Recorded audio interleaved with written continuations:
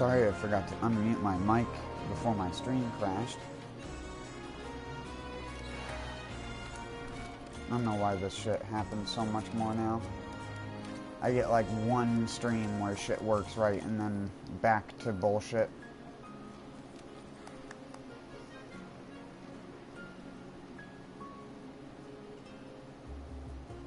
I have to imagine it's something to do with my internet.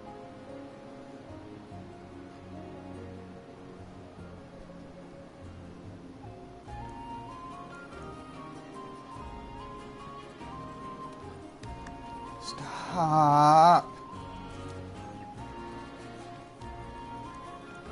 You know what?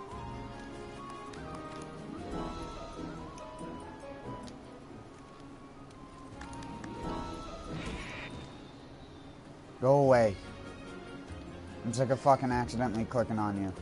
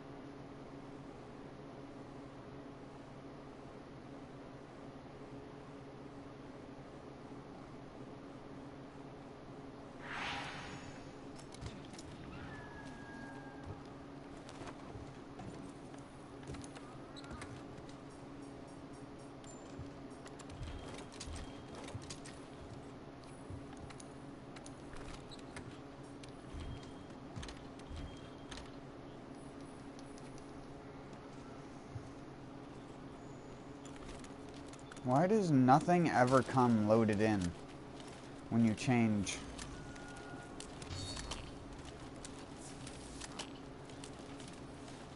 Attacks to the head and chest seem to be effective. Keep it up!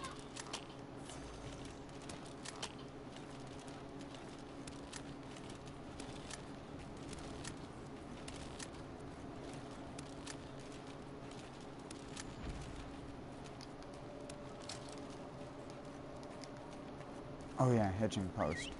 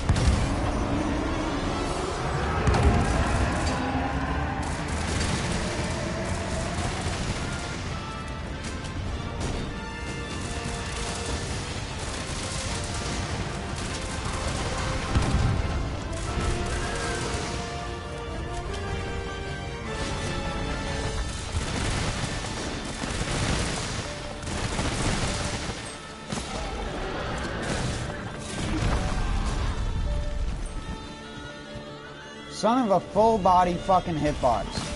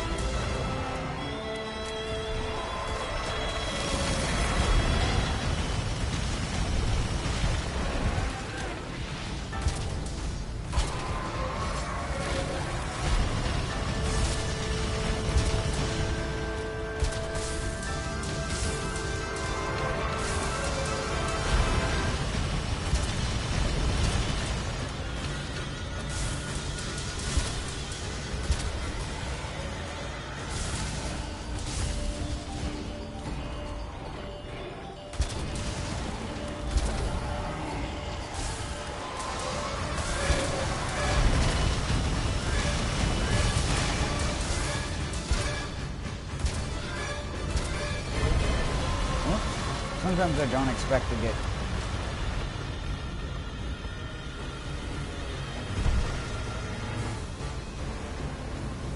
I'm charging my super spirit bomb. The bluey. And then I'm gonna fire a laser right for... No.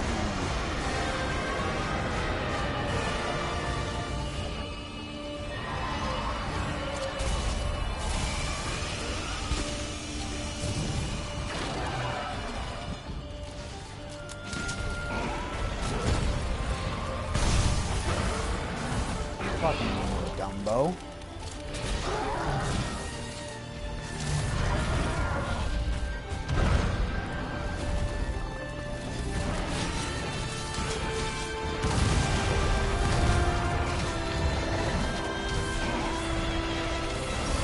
No, not the fucking... I hate that attack.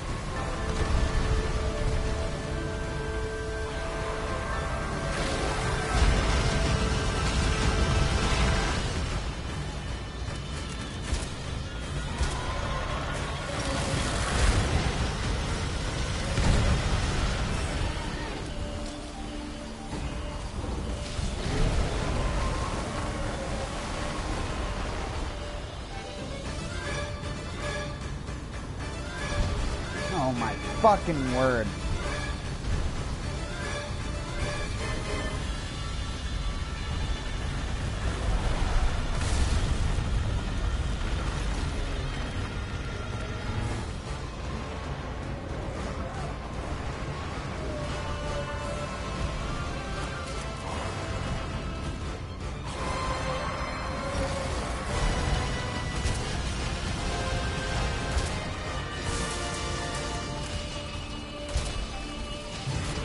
Did you not?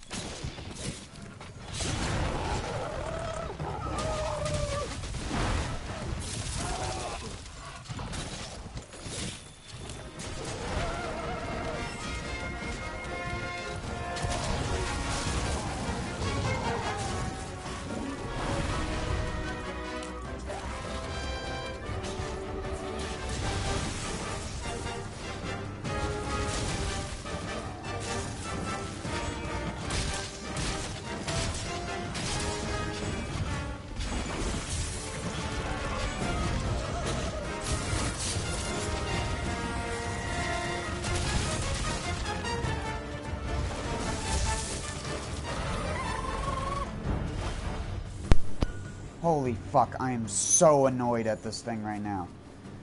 It just keeps moving around me. It's not even moving to the point where it can hit me either. It's just moving around me and then not fucking hitting me. It's so fucking annoying just being hit by the one stupid jumping attack that happens way too fucking fast. It's fucking infuriating the shit out of me.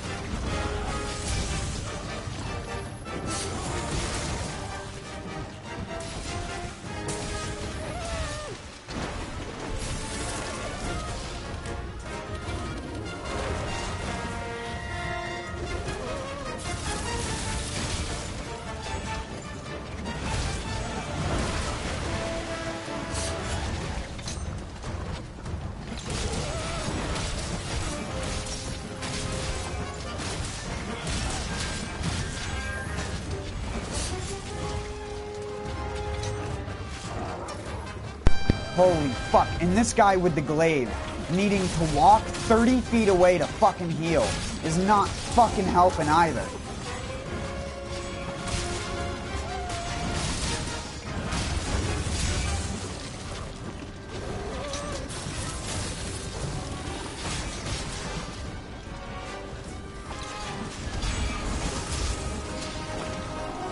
Go back to fucking Dragon Age or whatever third-person game got you into it.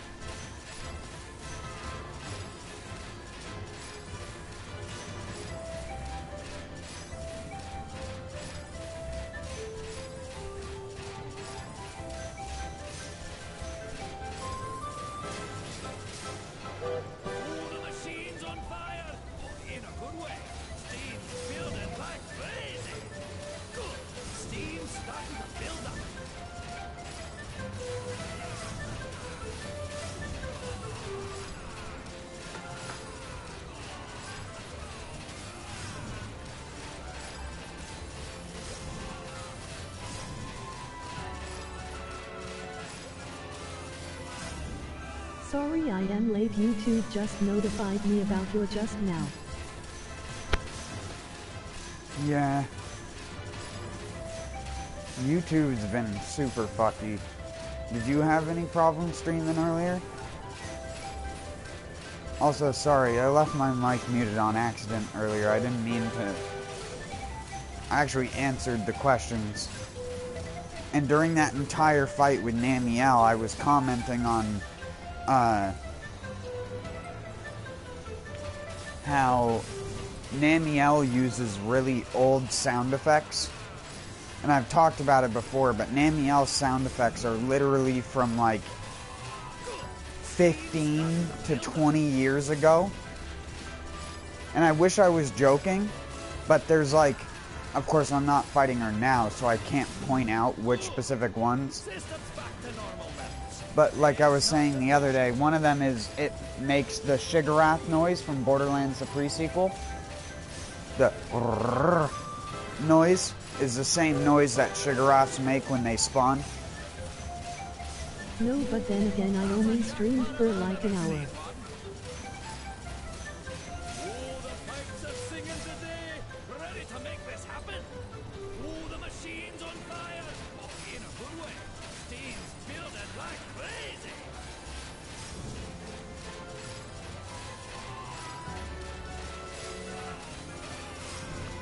And I had found a video that you can look up too if you're ever curious, but if you look up on IGN or look up World of Warcraft Scorpion IGN or something like that, there'll be a video on IGN's YouTube channel. I'm not even joking. It has like maybe 90 views. And it's just like a video of an old resolution, like, square CRT monitor of a dude playing World of Warcraft ages ago. And the video has, like, the guy dying to a scorpion.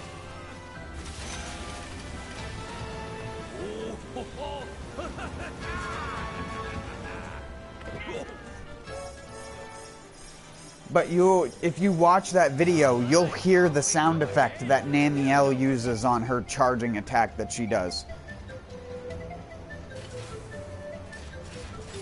It's the same sound effect. They didn't even put any filters or anything on it to make it sound different. The only thing is with Namiel, it's pitched slightly down compared to how it is in World of Warcraft. Same thing with the Shigguraths. The Shigguraths' actual noise is sped up slightly, but it is the same exact sound effect. I don't know why, out of all the things that they could have chosen to have sound effects with their, like, friggin' shit, they choose, like, a 20-year-old sound effect that doesn't go with any of the other sounds the monster makes. And it's also like, I could swear I've heard that, like, gargle noise that it makes. That's where she looks like an octopus.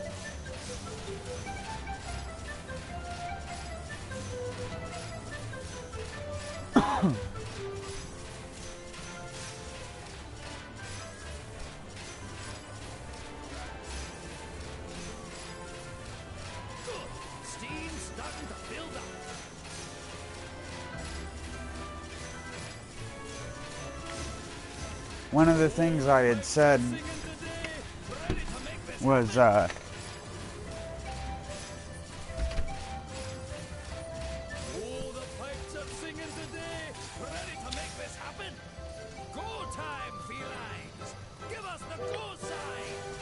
if you had told me, like, 15 years ago, not quite 15 years ago, it would be in November when I started playing World of Warcraft.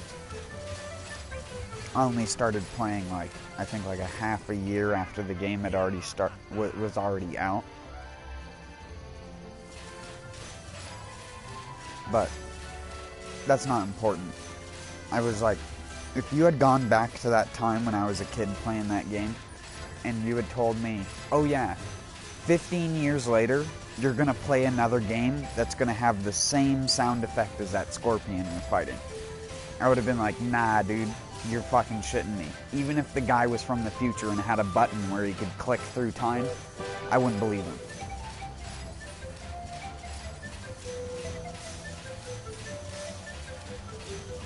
Or I'd be like, was it from World of Warcraft 2 or something like that? Even though that doesn't exist now. I never would have expected, if you had asked me back then if World of Warcraft would still be going fucking 15 years later, I would have been like, no, you're absolutely crazy. But it has.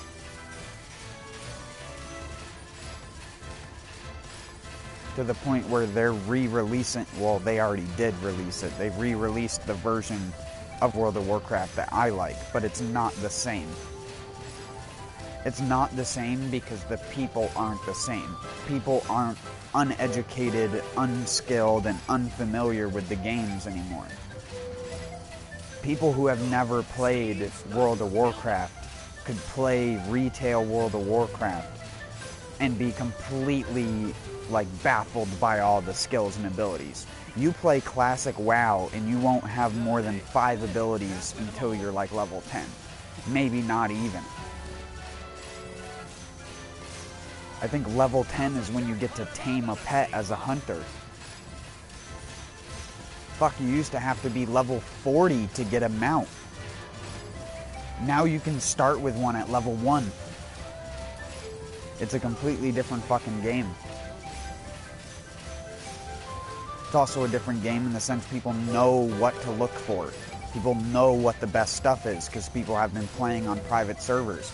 People know how to kill bosses really fast because they played on overtuned private servers which hit for more damage, hit more crushing blows and stuff like that than the monsters do in the actual game.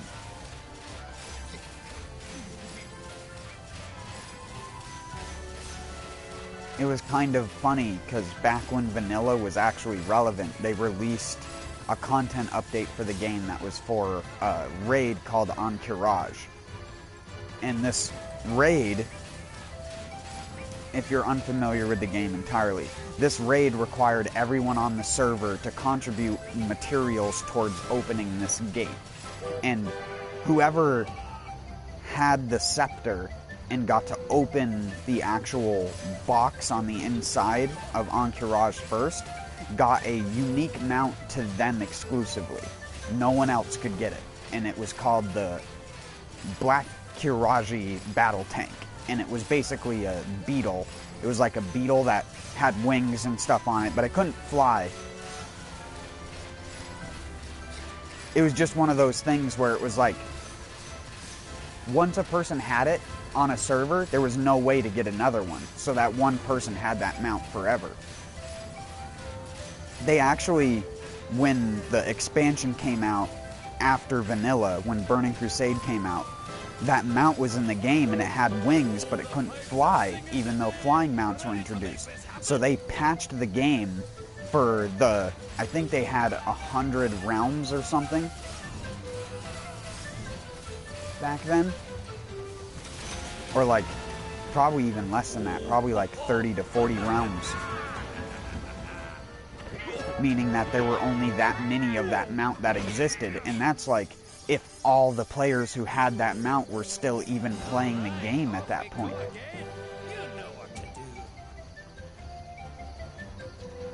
When new servers were released or made, people would always rush to try and get the battle tank because it's such a rare, exclusive mount. Especially now.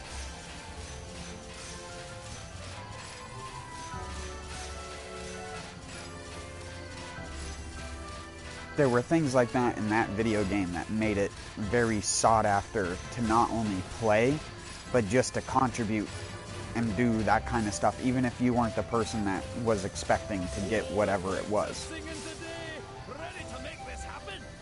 Because there were a lot of exclusive things that the battle tank was the only one that could drop for one player, but there were other exclusive things that you had to find in order to craft some of the legendary weapons like Atiesh, Thunder Fury, and Sulfuros, Hand of Ragnaros. Steam's starting to build up.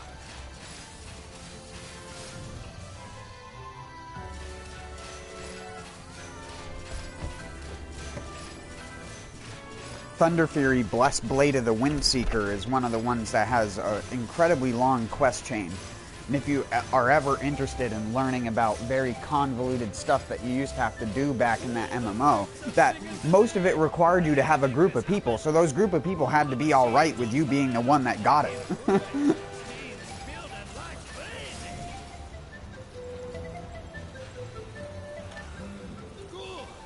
System's back to normal levels. Best not to push it. I know talking about World of Warcraft probably doesn't interest you, being that you've probably never played it, nor would ever consider playing it, but there was a reason why that game grabbed hold of so many people. And I mean, EverQuest and RuneScape had similar things in it, but exclusivity for items didn't really exist, or, like, there were incredibly hard to get items, but they were only as hard to get as you were willing to do something. In World of Warcraft, you needed the other people. I am sure they have DLC you can buy for like mounts and cosmetic items. Yeah, only nowadays. Not back then, though. Because it's a subscription-based MMO. The fact they even have stuff you can buy on the store when you pay $15 a month to even play the fucking game is egregious as fuck. But we're talking about the same people who made Overwatch, because the guy who made Overwatch was the original, one of the original developers for classic World of Warcraft. So you can see how people change over the years when money is involved. 1 second though, I need to use the bathroom again.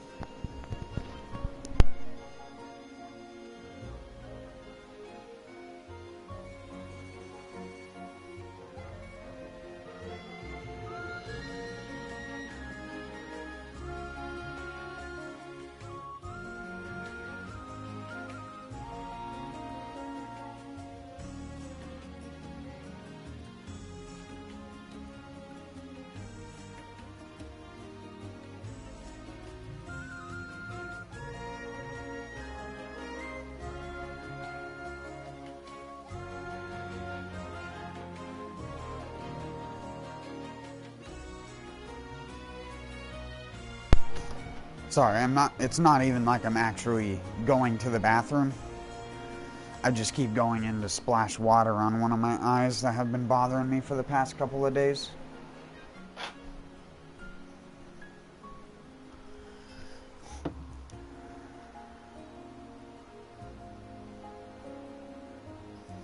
But yeah, to give you an example of what you needed to do, you had to kill a very hard to kill raid boss to get one of the bindings, which then you had to combine the bindings together at a I think you had to do it at a special forge, or you had to have a special item to combine the bindings together, and then you had to go to this random guy to actually craft the sword and turn it into Thunder Fury. I think you needed the... Oh, what the hell was it? I can't even remember, because I never had a Thunder Fury. I helped a dude get a Thunder Fury, but I never had one myself. Mostly because I played a Paladin, and Paladin tanks didn't really exist back then, because they couldn't hold aggro. Paladins also couldn't dual wield. Thunder Fury was this ridiculously overpowered one-handed sword. And it was overpowered because of the DPS and effect it had on it, which had a chance to shoot a lightning bolt, which chained in between mobs. So if you were a tank, that would help you hold aggro, specifically a warrior tank. So it was normally always given to the warrior tanks, or you would help your tank get it so he could tank better. And then there were people who started dual-wield tanking, which you're normally not supposed to do. You're supposed to use a sword and a shield, but dual-wield tanking works too if you have good healers and high enough defense, because the way that defense worked in World of Warcraft was through breakpoints. And if you weren't meeting a certain criteria of armor, or if you were above a certain criteria of armor, even without a shield, it wouldn't really affect how much damage you take, because a block could only reduce an attack by 100 damage. Even if it was a crushing blow that hit the character for like 1,500 damage, a shield would only block 100 of that.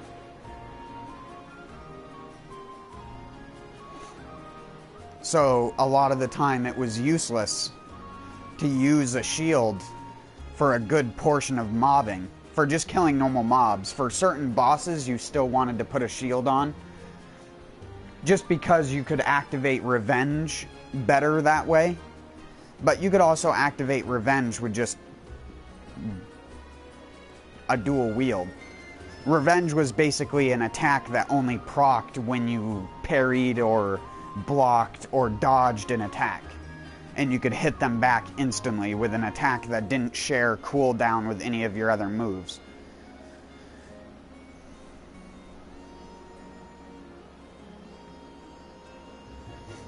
A similar skill for warriors was Overpower, but Overpower could only be used in battle stance, if I remember correctly.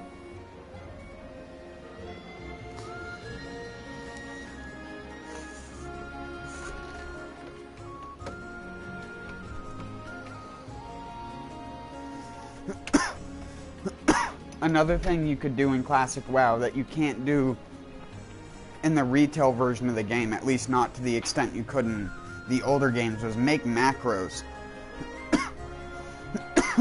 They had a macro system in the game where you could input commands with certain context to them. So you could make like a single button macro that did all of your stuff for the most part. So you could press one button, and because you'd have abilities that would share different cooldowns, but you could bind all the different abilities to one button, you literally had some people that would just mash one button to play the game. And then there were some classes which were literally one button to play the game. And I'm not even joking when I say that. Frost mages for DPS, when raiding, you want to know what ability you're using because all your other abilities don't matter. Frostbolt. And you're only casting Frostbolt. And that's all you do. You just target the guy and click 1 on your keyboard if 1 is your Frostbolt. Or if you were someone who just likes spamming abilities as fast, you just put it on your scroll wheel on your mouse. And you just literally, you could take your hands off the keyboard and just, the only thing you'd have to do is, oh, a red circle appeared beneath me. Let me press D on my keyboard to move my character a little bit. That's why whenever people say, like, vanilla World of Warcraft is hard, it was only hard, like I said, because of a lack of knowledge. People didn't know as much about the game. People didn't know how to play games that well. You had a lot of people who played World of Warcraft that were like 35 to 40 years old back when it came out. There were 4 different people in my guild that I used to raid with when I was a kid that were 35 plus years old, that had kids and a wife. And they'd play World of Warcraft for like 6 to 8 hours a day. They'd get home from work at like 4 o'clock in the afternoon and play World of Warcraft all the way until like 12 o'clock p.m. or 12 a.m. and then go to sleep for like 4 to 6 hours and wake up and go to work. When a game is so good, you'd rather waste your life on it.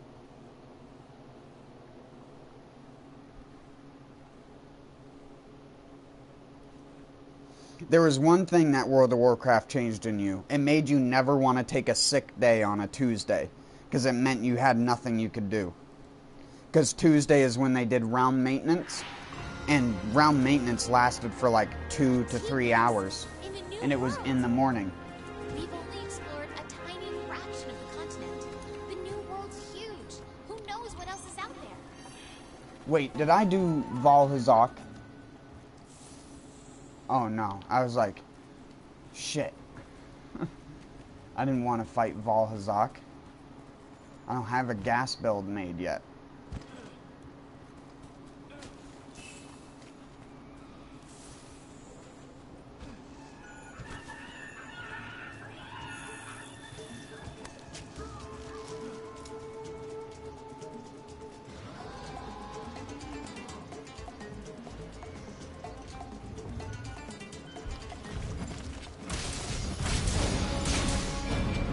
Bam, bam, bam, bam, bam.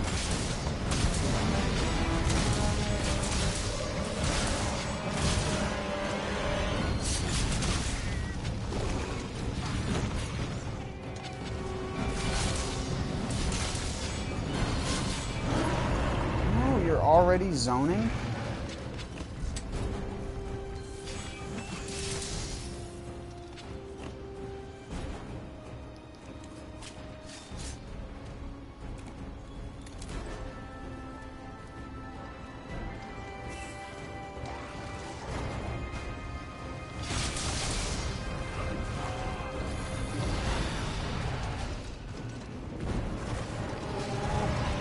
Are they really gonna turf war up there? What the fuck?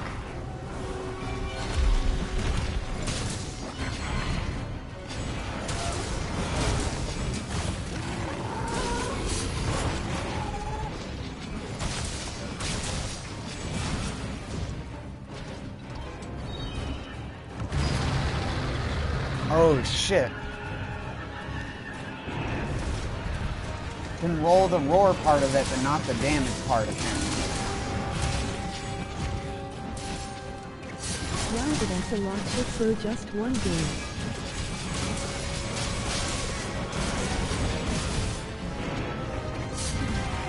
Classic World of Warcraft did the one thing that a lot of modern video games struggle to do when it comes to grabbing people, and that's make you feel invested.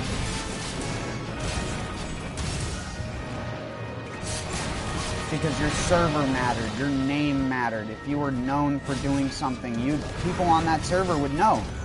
Because people would come on every single day who played the game endgame, and you'd meet the same people. You'd see the same guy in Ogrimmar every single morning at the mailbox going through auction house shit. You'd just see those guys. That's just how it was.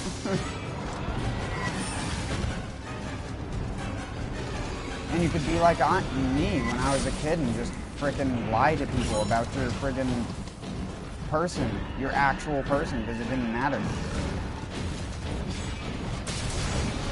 You think me as like a friggin' 11-year-old is gonna tell a 35-year-old that I'm 11 inside of a game where they can't tell that? I always used to type very professionally because I was taught in school how to type. So I always like had capitalization. I always used periods and commas and stuff like that.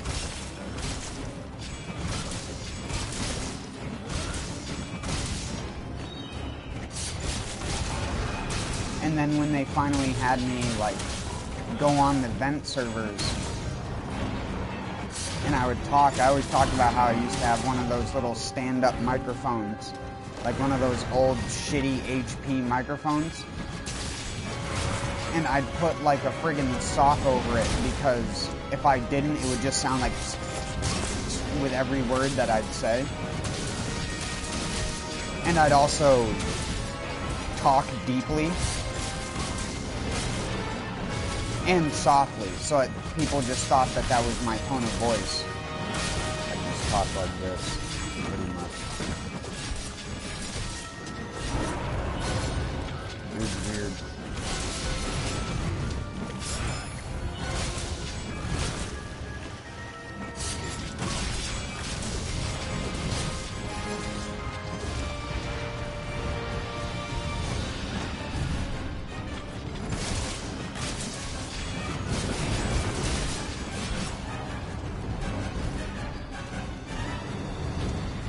Some, and I mean by some, I mean pretty much all raiding guilds were very strict on like age and stuff like that.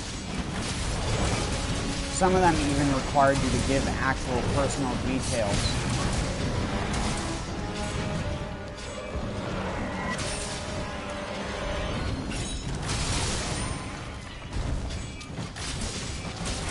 But my raiding guild wasn't a hardcore raiding guild. We never did any of the, like, super endgame content. We never did Nax Ramus. We tried, but no one, I don't want to say no one completed it, but not a lot of casual raiding builds managed to even get past one wing in Naxxramas, because Naxxramas had several wings in it, and each wing had like a theme.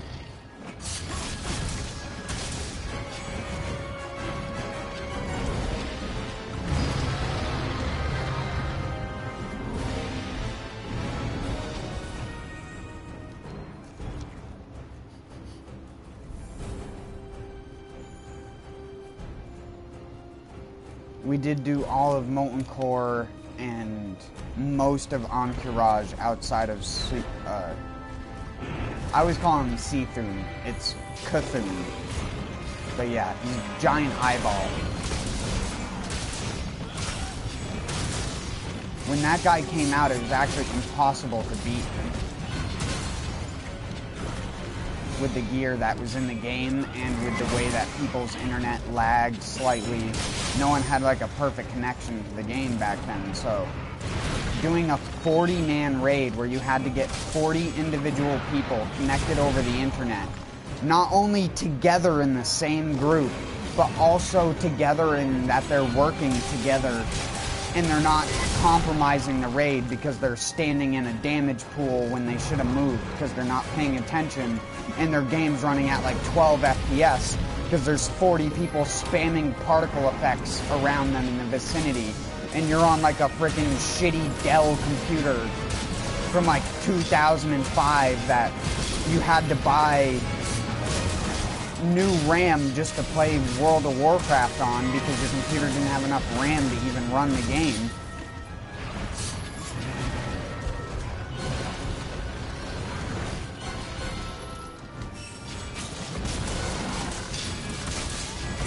And back then, most computers still did not have GPUs.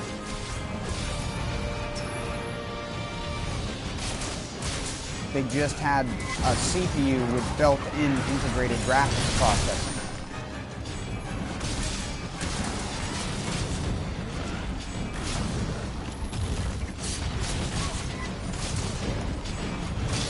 There were early graphics cards, but they weren't well supported. And that's why early World of Warcraft was all CPU based. Pretty much everything in the game was CPU based and not GPU. Or graphics based, I should say.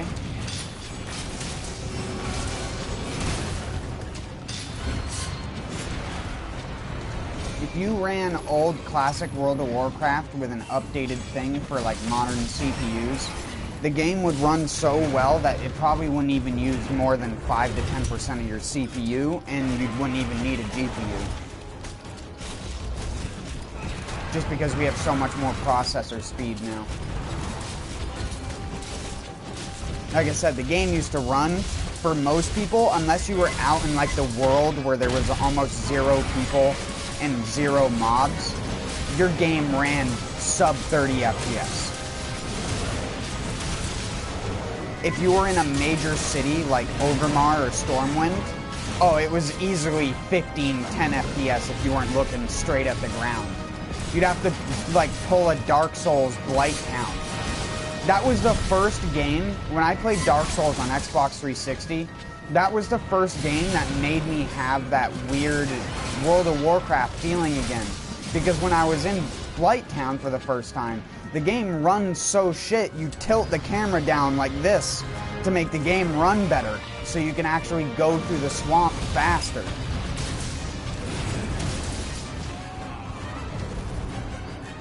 Because if you looked up, the frame rate would decrease per angle. You'd lose a frame per 1% of angle that you angled the camera upwards.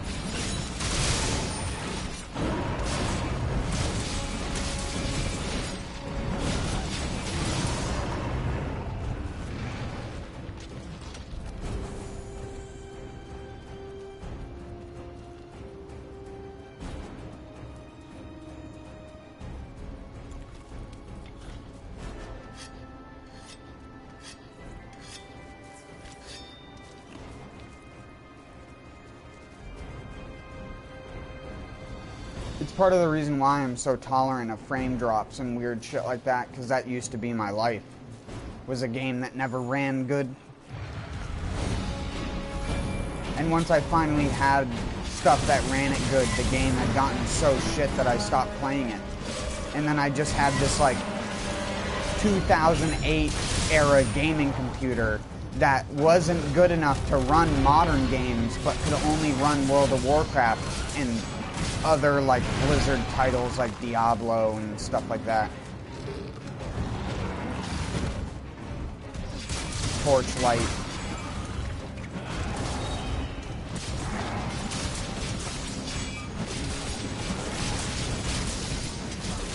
I still have that old computer. It has like a GeForce 5600 or something in it.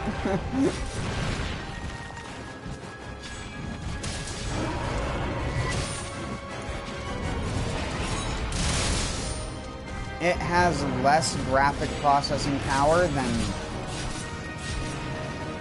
a stock model PS4 with its APU.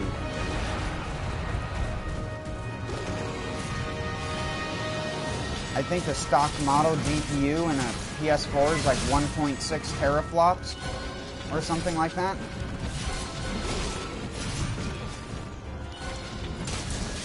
My old GPU, I think, was like 0.8 or something like that. It's like not even comparable. And in like 2008/7, that was like a good computer for the games you could get at the time, but that was when graphics were still going up dramatically.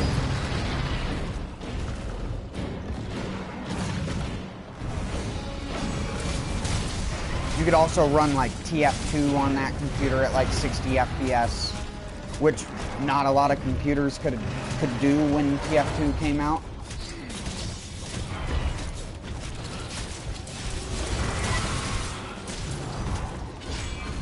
And even then, like, you'd run into vertical synchronization issues and you'd have to put VSync on. Because back then, those, like, stuff wasn't well optimized for GPUs and certain types of processing. So you'd end up with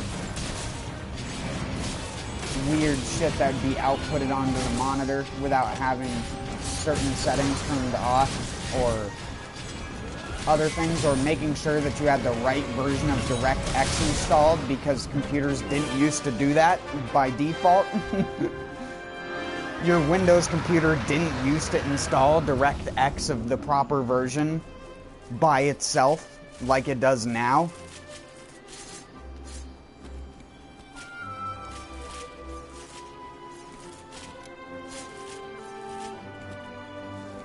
Back when DirectX 7 and 8 were the norm. I don't even think you can put TF2 into DX7 anymore. I believe they removed that. I think DX8 is the lowest you can go now.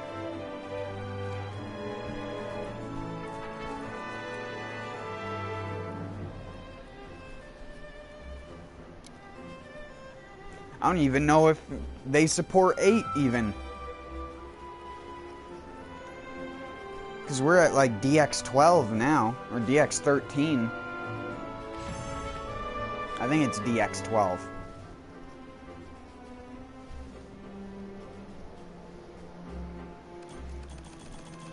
But soon it'll change again.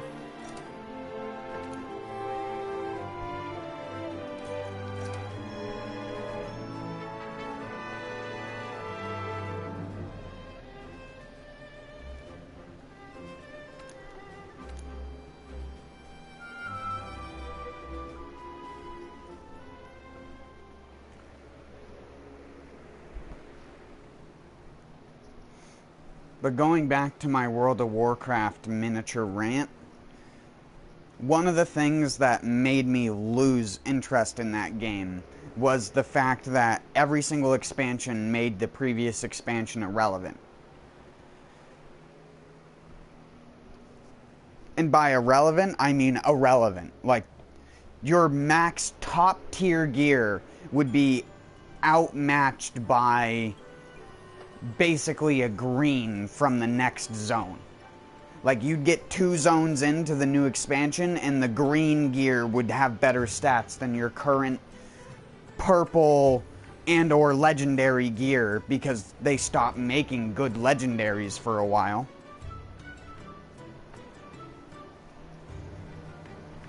Which is disappointing. In a game where you have a rarity that is legendary and like 2 expansions in a row, you basically make all of the legendary items pretty much ungettable by most players. It's not fun. Like, Sulfuros Hand of Ragnaros was very obtainable by a lot of players. Did a lot of players obtain it? No. But it wasn't out of the realm of possibility. A lot of the legendaries that were added in like Burning Crusade or Wrath of the Lich King, Cataclysm, except for a few. Cataclysm added a lot more with that, but the legendaries in that expansion didn't really feel like legendaries. Like, vanilla World of Warcraft legendaries were game-breaking. They were very strong. And if you saw someone with a legendary, you'd immediately know what it is. Because they have unique looks, they have unique effects, and they can kill you very fast, even with a person playing a shitty build. Just because the weapons, on average, have such higher DPS than other weapons. Even if you're just auto-attacking, and you're not using skills, you're gonna hit more on average. Now, there were some exceptions. There were some DPS two-handers that were exclusive, like I was saying, again, to very, very endgame content. Like the Might of Menethil from Kel'Thuzad, which was one of the last bosses in the raid that I was talking about earlier, Naxxramas. And the Might of Menethil had better stats than Hand of Sulfuros. The Might of Menethil was a purple hammer, by the way. It wasn't a legendary or anything like that. It had a very slow attack speed. The highest base damage, if I remember correctly, over 400.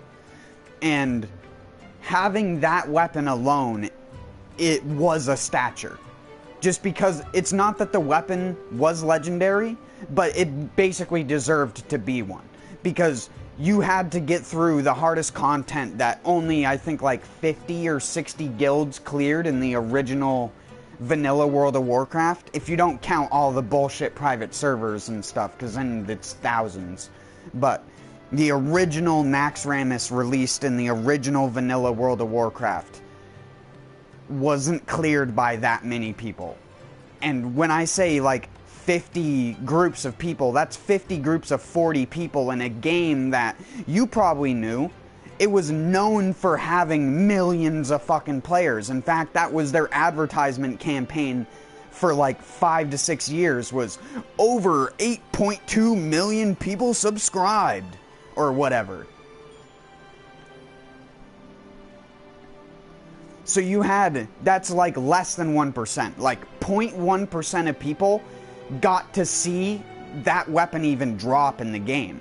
Hand of Sulfuros was easier to obtain than, like, Thunder Fury, Blessed Blade of the Windseeker, easier to obtain than Might of Menethil. But Thunder Fury was the best one-handed sword, without a doubt, just because of its sheer high DPS. In fact, Thunder Fury was such a good weapon that Thunder Fury was used in the expansion after vanilla World of Warcraft in raids, because of its unique effect and just how high DPS it was. You could generate a lot of rage with it as a tank, and especially as a paladin tank, which became really good when Burning Crusade came out, and they got an ability called Righteous Fury, which made all of their holy damage cause a lot of threat. Monsters would be more likely to attack you than other players, which is how you tanked in World of Warcraft.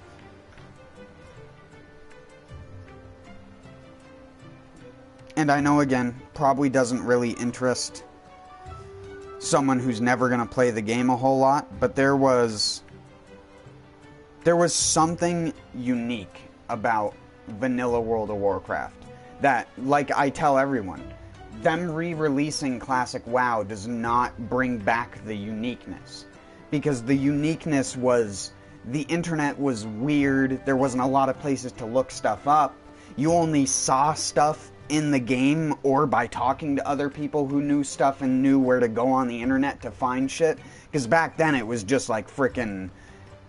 half of the time you didn't even want to look up that kind of stuff because you'd get to some sketchy blog post type thing that would just look fucked up. The only person that everyone trusted back in the day was WoW Hobbs. WoW Hobbs was well known for having his blog that he posted all the different types of how you could do crazy pulls to speed level people back in Burning Crusade and shit like that. Again, once Paladins got buffed quite a lot, you could do stuff that no other character could do, and you could power level people like crazy by just going into medium level dungeons and just pulling the entire dungeon, because mobs in dungeons wouldn't run away even if you got really far away. So you could literally pull probably 100 mobs and just have this giant circle that just dies around you. Because Paladins did an ability called Consecration, which put a circle of damage on the ground pretty much.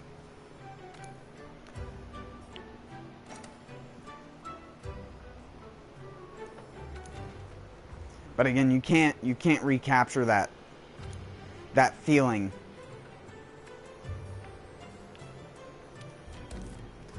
It was so unique for its time that if you play it nowadays, everyone's just gonna act like you should know what you're dealing with. If you play the game now, everyone assumes you know everything about the game. And it's shit. Everyone's an asshole, everyone's a troll, people will just tell you to look it up. People don't have any good, people aren't people as much as they used to be, if that makes any sense.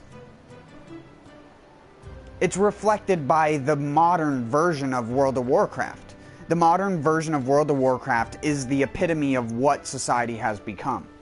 Because it's trying to cater to everyone, and it's not catering to anyone. Remember, I always make the stupid quote that you can make something idiot-proof, but by doing so, you just make a better idiot. You can't make the world idiot-proof. It just doesn't work that way.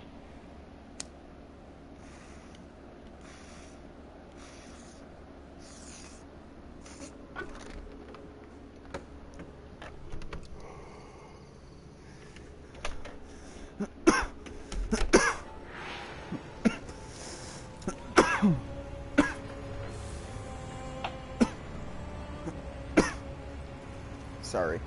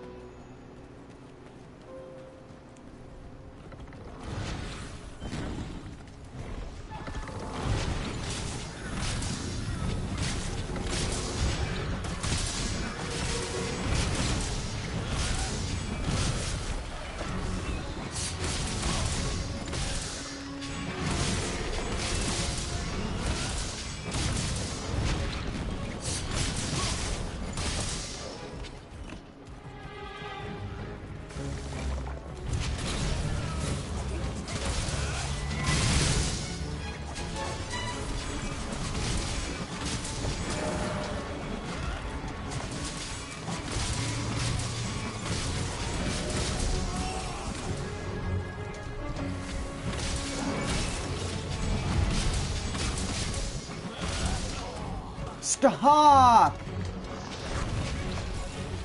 You fuck! You fucking fuck! You fucking suck!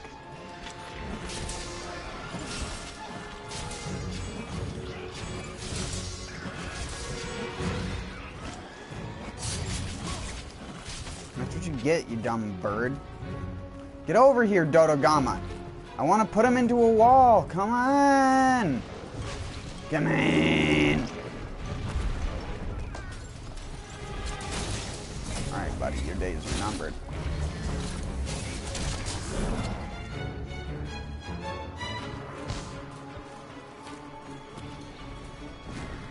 I was gonna turn him twice, but it didn't do my second circle input. Alright. Properly this time. Oh, now he's enraged. Beautiful.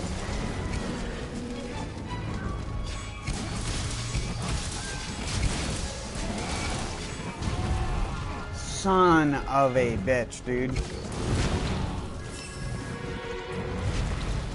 Stop! You're just fucking... And we got double stunned at the same time. What is this right now?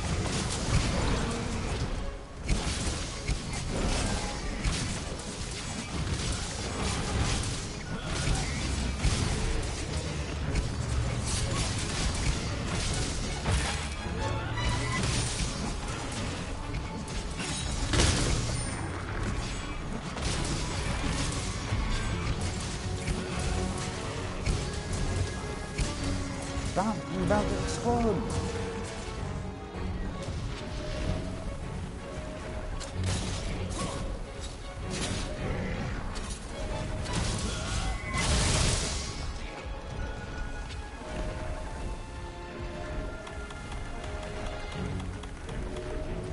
I didn't bring another trap.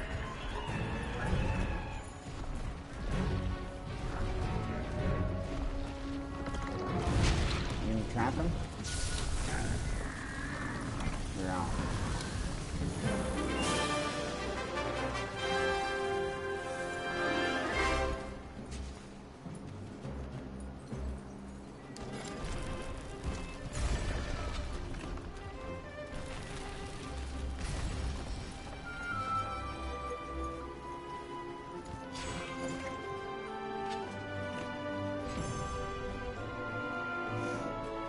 Haruma.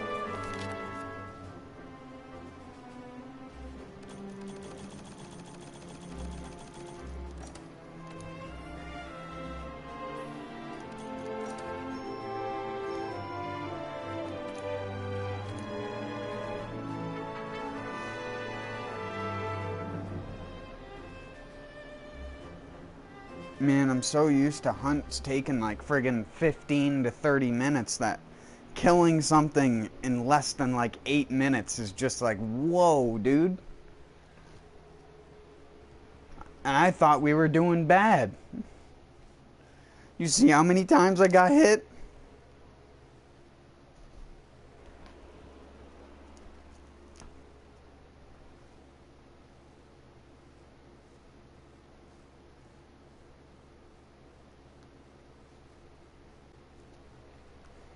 Fun fact, did you know the reason why they tape the top ends of the bananas is to prevent them from molding?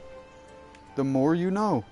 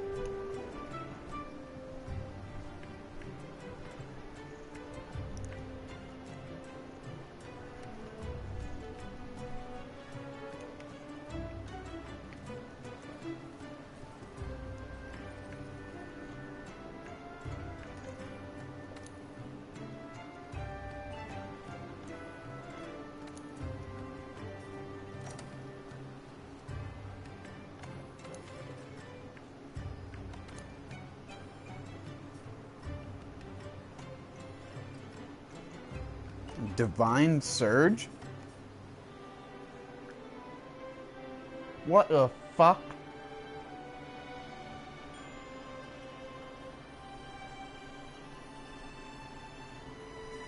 Gulp.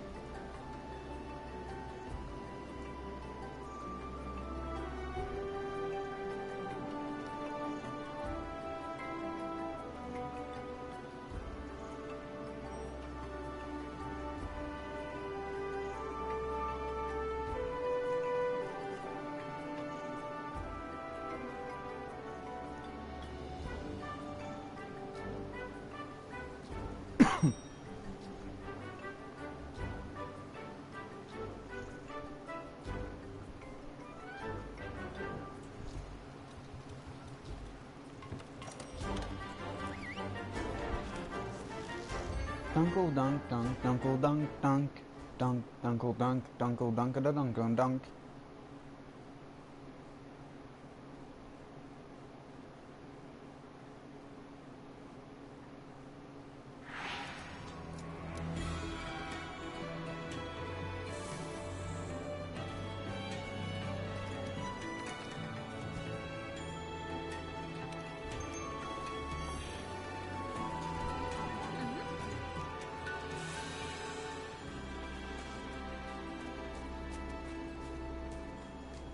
Oh, wait.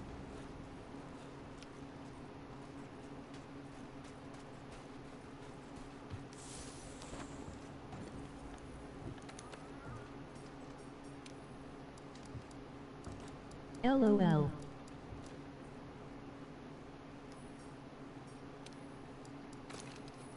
Wish I could put gems in that.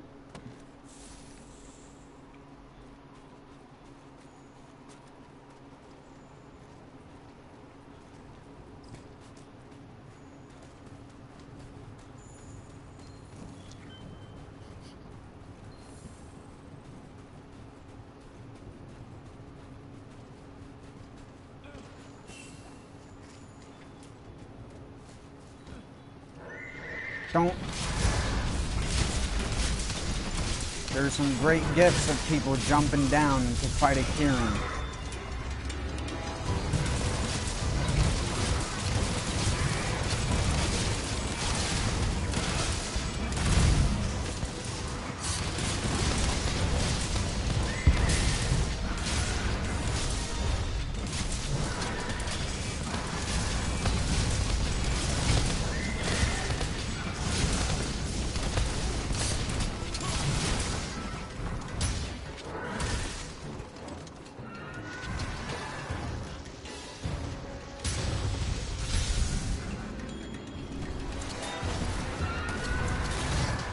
No, no, no, no, no, no.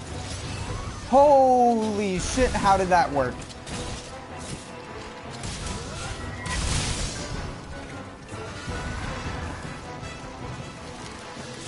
Whoa, he does cross lines now. X marks the spot to fuck you in the face.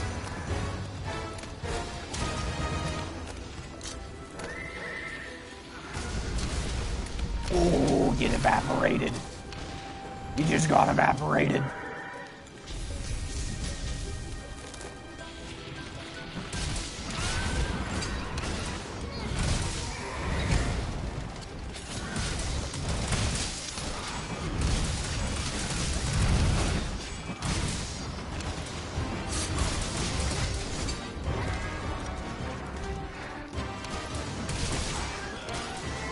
When you have your mouth open, it looks very disturbing. Nope. Nope. Nope. Oh, yep. Yep.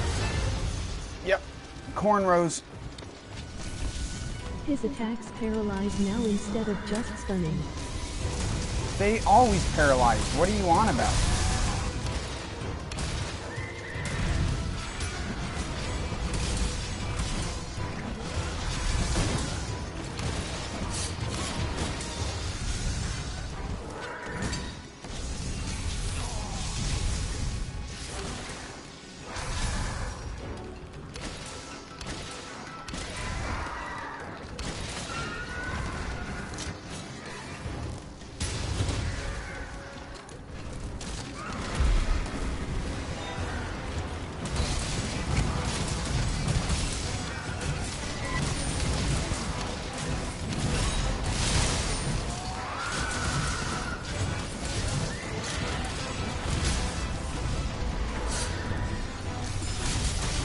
Ooh.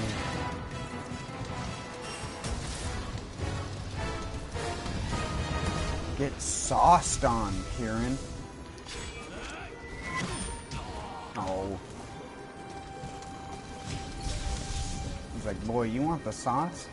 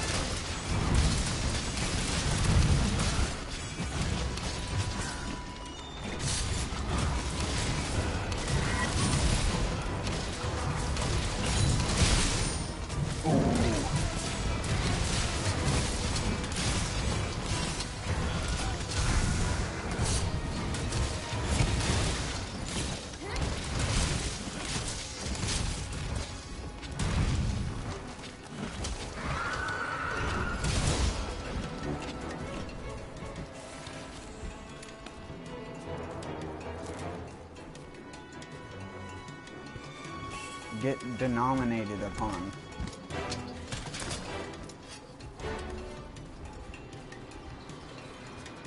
You're my common denominator.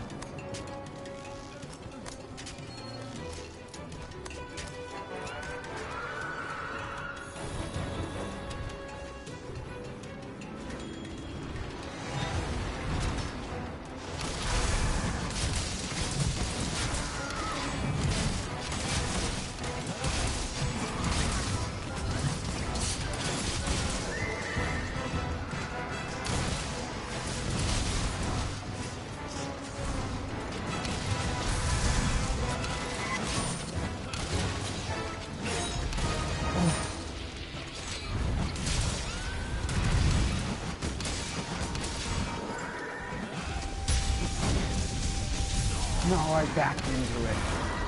Should have backed in the direction where it already hit the ground.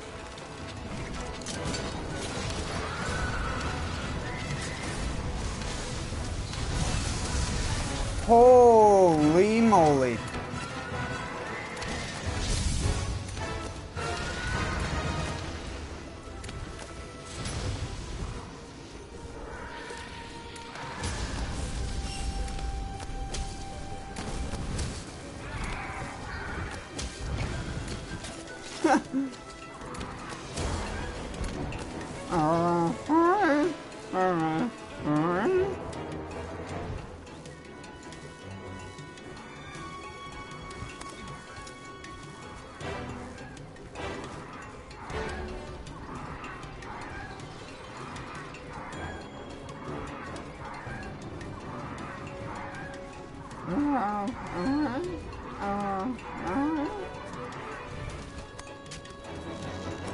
Climbs the fence, climbs the wall just fine, but when it's walking on the ground.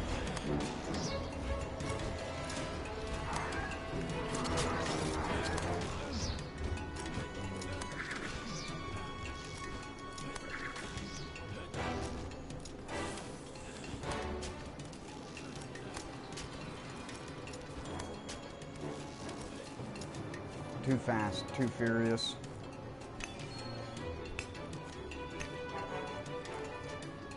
Y'all ain't even know. Don't go up there. Don't go up there. Let him do his thing. You can't watch him sleep.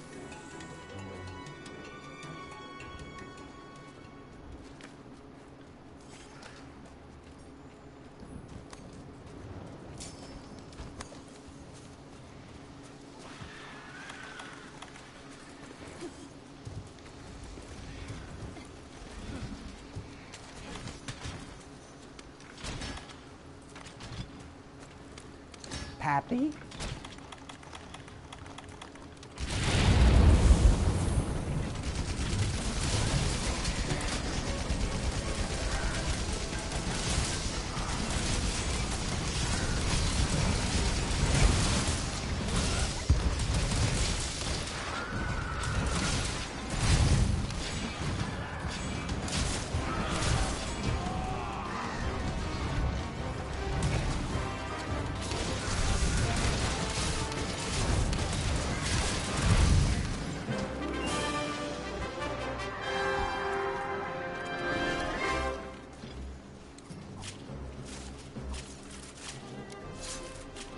Got him.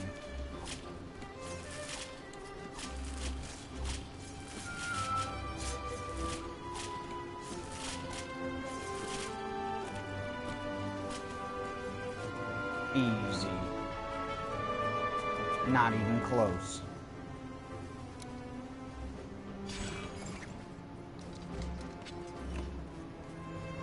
I like how your character can just stop his mid-air momentum like that.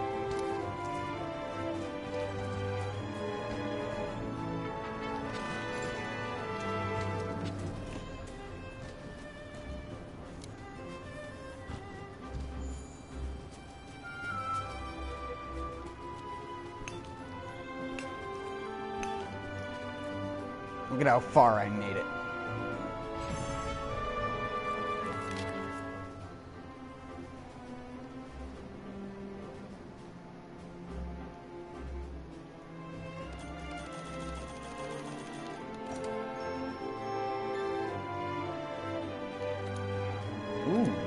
optional quests are available. Ooh! But it's probably going to count as being already completed. Ooh! I'll just make that sound effect on everything. Sorry, that was me knocking a couple baxes over.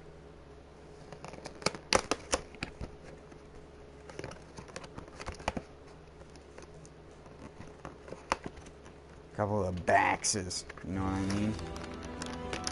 Just a couple of dudes knocking over baxes. Just a couple of dudes.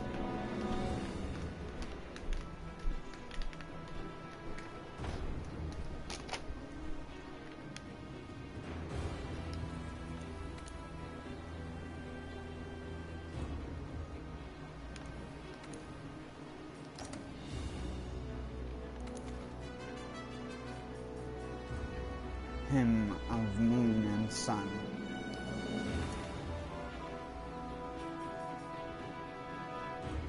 I gotta be close to 125, 121, never mind.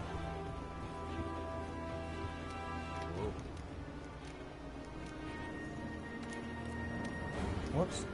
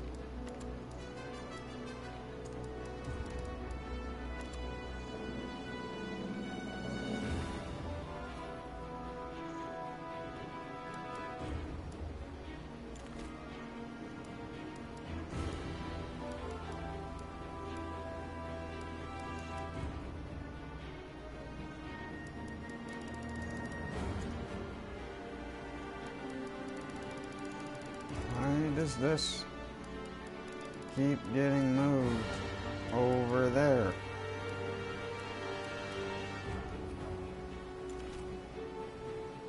Whatever.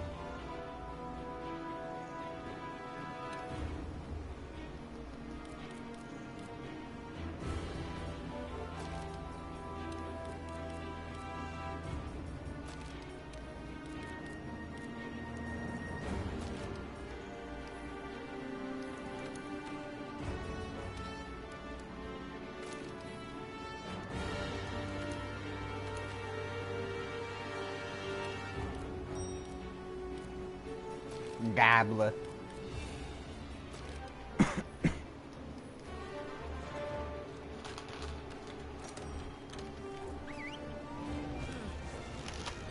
Mr. Dabalina, Mr. Bob Dabalina.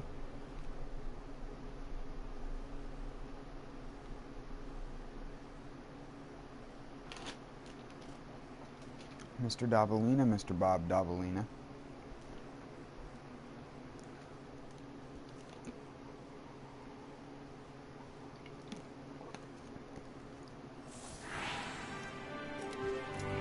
Watch yourself.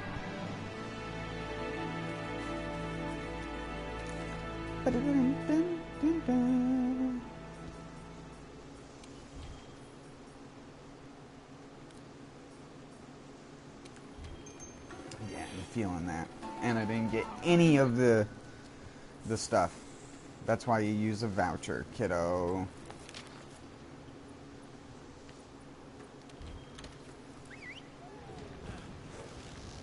What are you doing?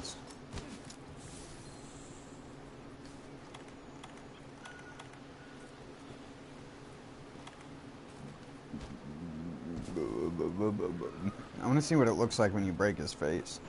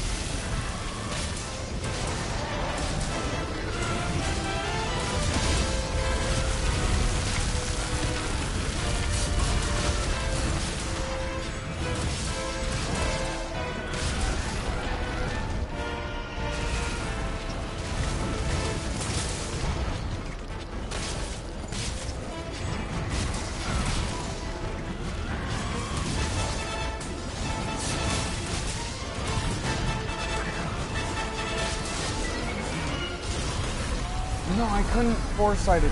It was too long.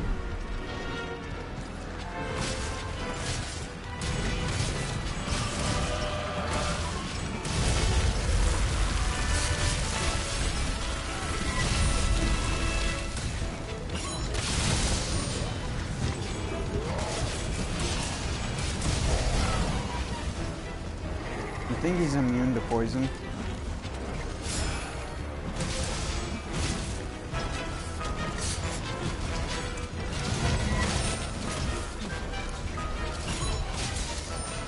Oh.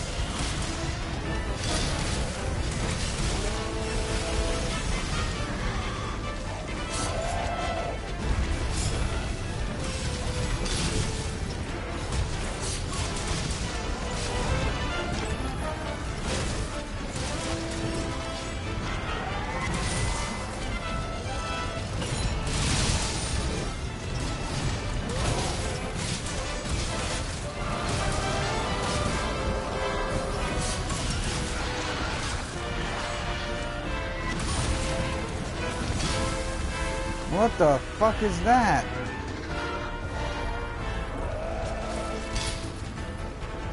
I never seen that attack.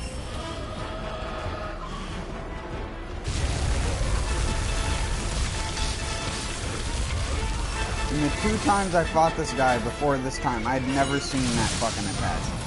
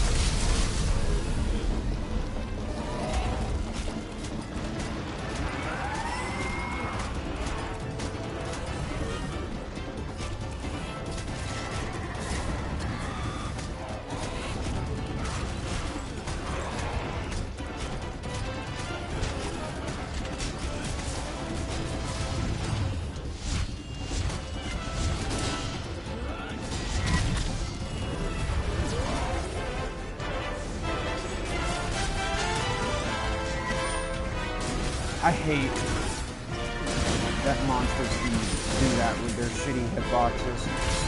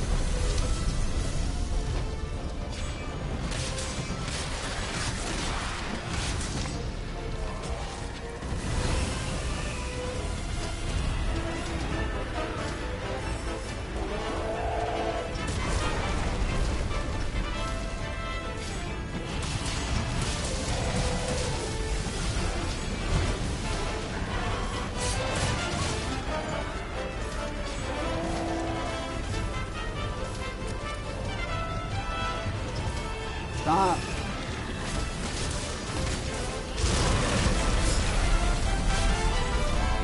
Oh my god.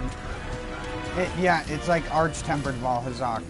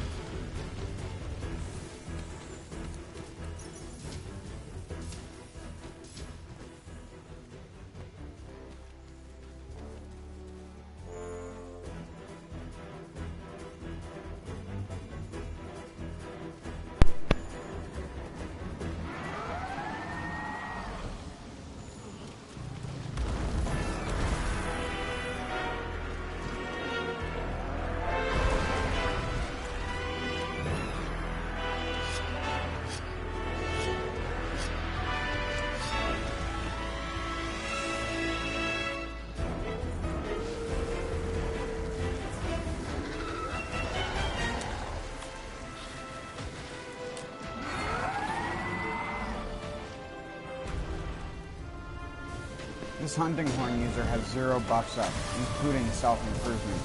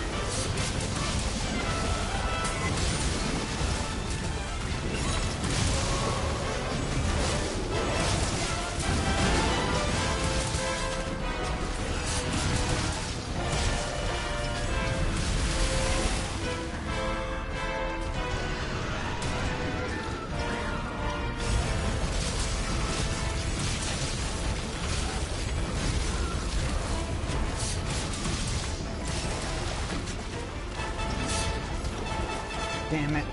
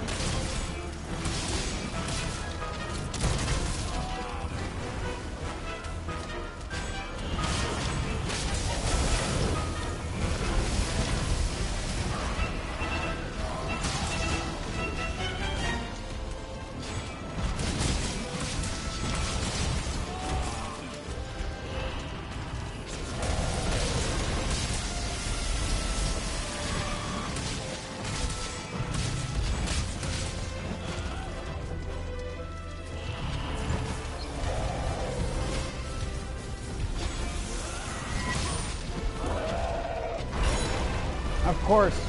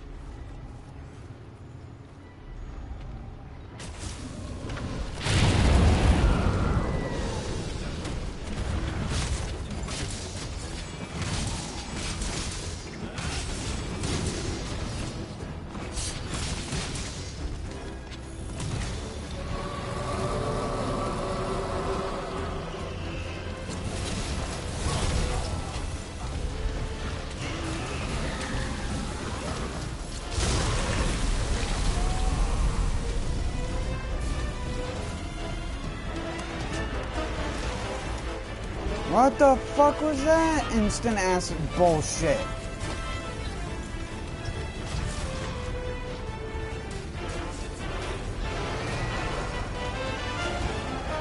I'm not staying down there.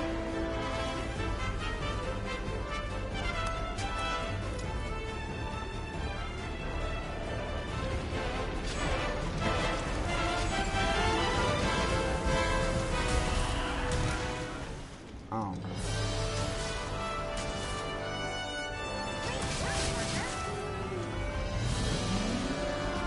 Why do people insist on fighting monsters in small spaces? Like, once you wake him up, you can move him into the area where people can fight better, you know?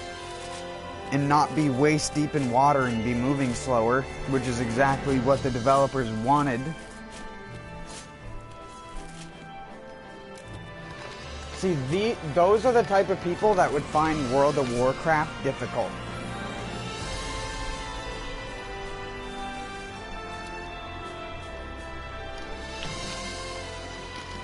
What? You have to move? I have to move my character? What?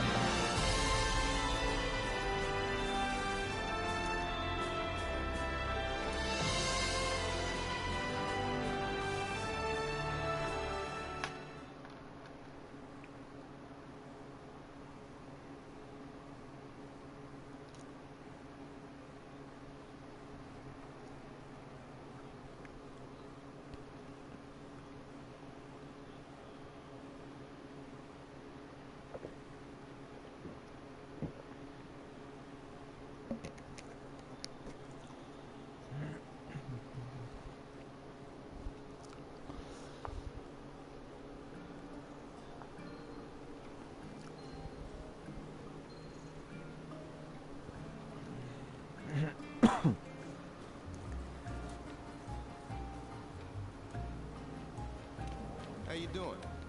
How you doing? I'm doing. That's how I doing. I be doing.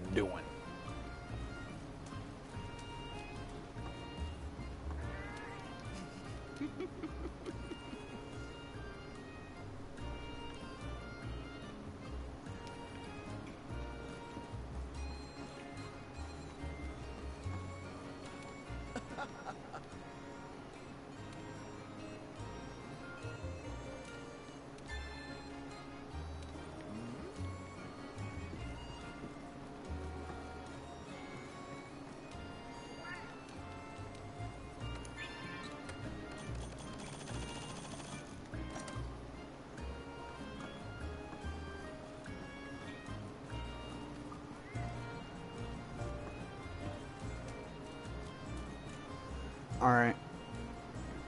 I think that'll actually be it for this stream. I'll be back tomorrow to do some more random SOS and stuff until I can get my hunter rank high enough to do one of those optionals that I was seeing earlier that seemed super fun. Peace out, though.